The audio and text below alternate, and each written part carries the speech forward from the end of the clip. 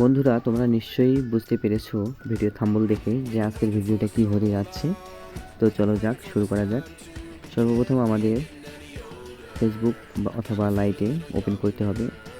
আমার সাজেস্ট থাকবে লাইটে ওপেন করার জন্য, কারণ এখানে ভালো এডিট করা যায়, খুব সহজে নাম পরিবর্তন করা যায়।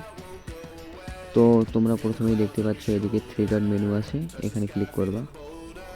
তারপরে নিচে একটু স্ক্রল করবা, করার পর এখানে লেখা আছে setting and privacy. Setting and প্রাইভেসিতে ক্লিক করবা।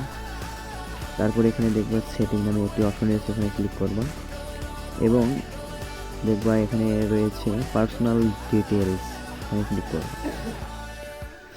তারপর তোমরা প্রোফাইল অ্যান্ড পার্সোনাল ডিটেলস এই জায়গায় অপশনে ক্লিক করবা।